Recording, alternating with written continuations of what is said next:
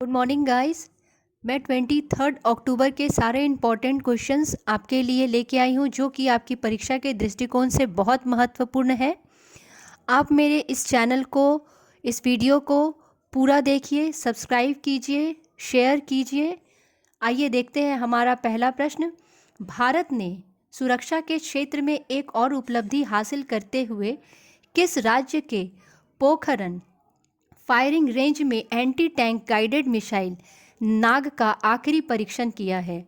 हमारे ऑप्शंस हैं केरल, गुजरात, राजस्थान और इनमें से कोई नहीं।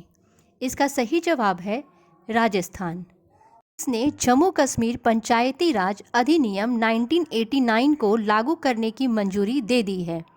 हमारे ऑप्शंस हैं नीति आयोग, केंद्र सरकार, योजना आयोग, सुप्रीम कोर्ट। इसका सही जवाब है केंद्र सरकार। केंद्र सरकार ने हाल ही में जम्मू कश्मीर पंचायती राज अधिनियम 1989 को लागू करने की मंजूरी दे दी है। केंद्र सरकार ने इस प्रयास से जम्मू कश्मीर में देश के अन्य हिस्सों की तरह 3 स्तरीय लोकतंत्र की स्थापना में मदद मिलेगी। अगला प्रश्न, यूनिसेफ की पहल पर एनीमिया मुक्त भारत कार्यक्रम के तहत किस राज्य को देश के 29 राज्यों की सूची में पहला स्थान मिला है? हमारे ऑप्शंस हैं महाराष्ट्र, हरियाणा, दिल्ली, इनमें से कोई नहीं। इसका सही जवाब है हरियाणा। यूनिसेफ की पहल पर एनीमिया मुक्त भारत कार्यक्रम के तहत हरियाणा राज्य को देश के 29 राज्यों की सूची में पहला स्थान मिला है। हाल ही में जारी सूची के स्कोर कार्ड में हरियाणा को 46.7 अंकों के साथ हरियाणा पहले स्थान पर है। तो आइए देखते हैं हमारा अगला प्रश्न। निम्न में से किस स्पेस एजेंसी का अंतरिक्ष यान हाल ही में वेनु एस्टेरॉयड की सतह घूमकर धूल और कंकड़ एकत्रित करने में सफल हुआ है? इसका ऑप्शंस है ईसा, नासा, इसरो, इनमें से कोई नहीं। इसका सही जवाब है नासा। नासा स्पेस एजेंसी का अंतरिक्ष यान हाल ही में वेनु एस्टेरॉयड की सतह घूमकर धूल और कंकड़ एकत्रित करने में सफल हुआ है। यह क्षुद्र ग्रह वर्तमान में पृथ्वी से 200 मिलियन माइल से अधिक दूरी पर है। यह यान इन एकत्रित कणों को वर्ष 2023 तक पृथ्वी पर पहुंचा देगा। आइए देखते हैं हमारा अगला प्रश्न। भारत में जहाज निर्माण को बढ़ावा देने के लिए किस मंत्रालय ने ROFR लाइसेंसिंग की शर्तों में संशोधन किया है? हमारे ऑप्शंस हैं रेल मंत्रालय, खेल मंत्रालय, जहाजरानी मंत्रालय, इनमें से कोई नहीं। इसका सही उत्तर है जहाज रानी मंत्रालय। जल शक्ति राज्य मंत्री ने किस योजना के तहत परियोजना के घटकों को जियो टैगिंग के लिए मोबाइल एप्लीकेशन लॉन्च किया है? हमारे ऑप्शंस हैं प्रधानमंत्री कृषि जल योजना, प्रधानमंत्री कृषि बीमा योजना, प्रधानमंत्री कृषि सिंचाई योजना और इनमें से कोई नहीं।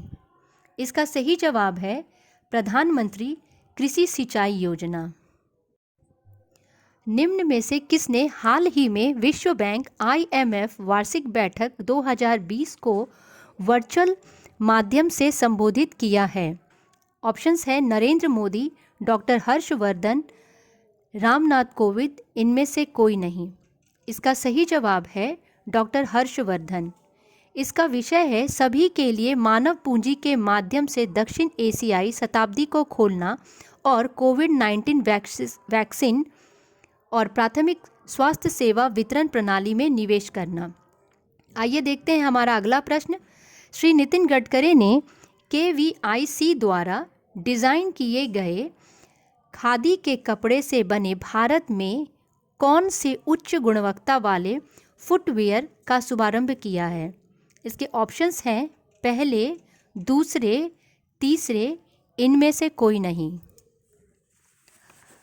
केंद्रीय सूक्ष्म, लघु और मध्यम उद्यम मंत्री श्री नितिन गडकरी ने खादी एवं ग्रामोद्योग आयोग KVIC द्वारा डिज़ाइन किए गए और खादी के कपड़े से बने भारत के पहले उच्च गुणवत्ता वाले फुटवियर का शुभारंभ किया है।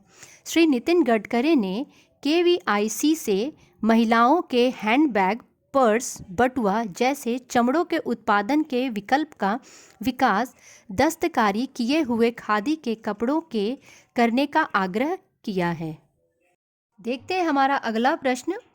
IMF के अनुसार 2020 में एशियाई क्षेत्रों में ग्रोथ रेट कितने प्रतिशत रहने की संभावना है? इसके ऑप्शंस हैं -2.2%, 1.5, 3.5, इनमें से कोई नहीं। इसका सही जवाब है -2.2%। 2020 में भारतीय अर्थव्यवस्था में 10.3% की भारी गिरावट की आशंका है, जो 2021 में 8.8 हो जाएगी। इसके अलावा बांग्लादेश और चाइना की इकोनॉमिक 2020 में क्रमशः 3.8 और 1.9 की ग्रोथ रहने का अनुमान है। इसमें कहा गया है कि महामारी के प्रसार, सोशल डिस्टेंसिंग और सीमा पर लगे प्रतिबंधों से वे देश अधिक प्रभावित होंगे जो टूरिज्म पर निर्भर हैं। फ्रेंड्स, मैं आपसे एक इम्पॉर्टेंट नोटिस शेयर करना चाहती हूँ कि 1-2 दिन में मैं आर्थिक परिदृश्य नाम का एक वीडियो डालने जा रही हूँ, तो आप उस वीडियो को ज़रूर देखेंगे और जितने भी सितंबर और अक्टूबर माह में इकोनॉमिकली हलचल हुआ है, उन सारे का मैंने बहुत अच्छे से नोट्स बनाया है। वो आपके एग्ज़ाम्स के लिए बहुत इम्पॉर्टेंट होगा। आप हमारे चैनल को सब्सक्राइब करें, लाइक करें, शेयर करें और हमारे वीडियो को पूरा देखें। आइए लेते हैं हम अपना अगला प्रश्न। भारत के किस राज्य में सितंबर माह में बेरोजगारी दर सबसे ज़्यादा रही?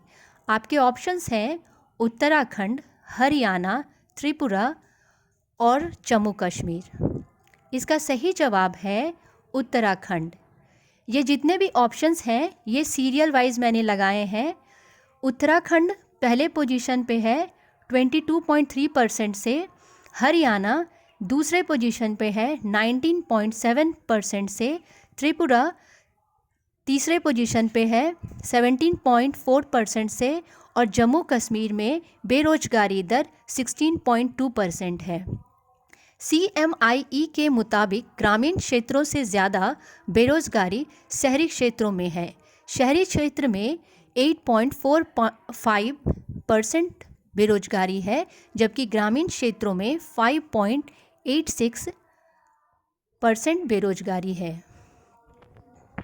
अगला प्रश्न, निम्न में से किसने एक ठोस कचरे की सतत प्रसंस्करण सुविधा विकसित की है?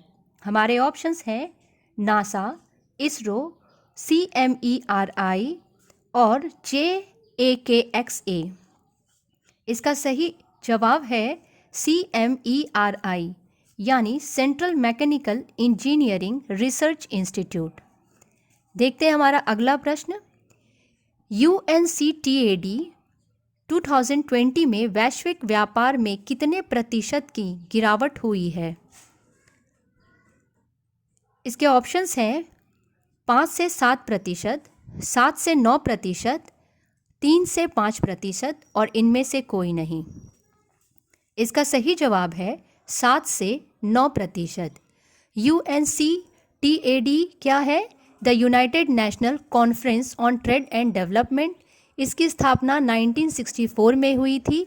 यह एक स्थायी और इंटर गवर्नमेंट बॉडी है जिसका हेडक्वार्टर जेनेवा, स्विट्ज़रलैंड में है।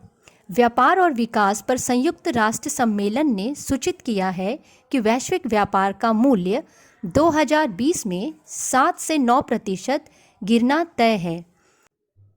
अपने त्रिमाही वैश्विक व्यापार अपडेट में इसने कहा है कि तिमाही के प्रारंभिक आंकड़े बताते हैं कि वैश्विक विकास लगभग 4.5 की गिरावट के साथ नकारात्मक रहा।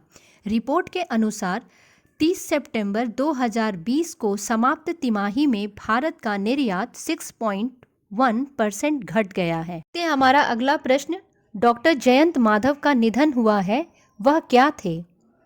ऑप्शंस हैं फिल्मकार, संगीतकार, अर्थशास्त्री, इनमें से कोई नहीं। वो एक अर्थशास्त्री थे। हमारा अगला प्रश्न है, वर्ष 2019 में घरेलू सैलानियों को आकर्षित करने की सूची में कौन सा राज्य शीर्ष स्थान पर रहा? ऑप्शंस है गुजरात, यूपी, हरियाणा, राजस्थान।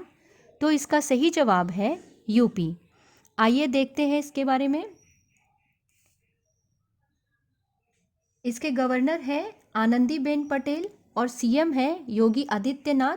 यूपी पहला राज्य है जिसने कोविड-19 के 1 करोड़ टेस्ट कराए हैं।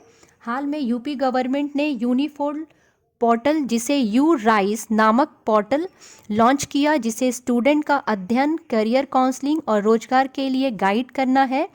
यूपी सरकार ने घोषणा की है कि गौतम बुद्ध नगर में सबसे बड़ा फिल्म सिटी बनाया जाएगा। यूपी गवर्नमेंट ने अनुसूचित जातियों के समग्र विकास के लिए जीवन रोजगार क्षेत्र योजना का शुभारंभ किया है। कुपोषित बच्चों के परिवार को गाय देने की योजना भी यूपी सरकार की ही पहल है।